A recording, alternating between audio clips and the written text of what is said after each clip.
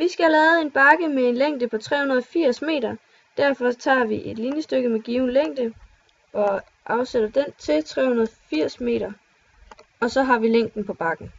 Så ved jeg, at punkt A her har en vinkel på 7 grader. Så derfor går vi op og finder en vinkel med en given størrelse. Og så sætter vi den til at være 7 grader mod uret. Og så har vi vores vinkel her på 7 grader. Bakken skal selvfølgelig også hælde 380 meter, ligesom at den er 380 meter lang. Så derfor går vi op og finder et linjestykke med en given længde igen. Og den skal så være 380. Der, og så skal vi lige have flyttet den op. Der. Så kan vi se, nu har den 380 hernede, en vinkel på 7 grader her, og 380 meter op her.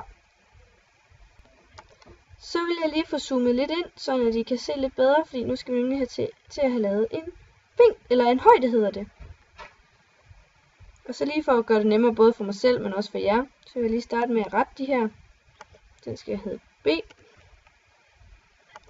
Og den her oppe, den skal hedde C. Og så har vi den her, den skal så også lige kunne vise, hvor lang den er. Sådan.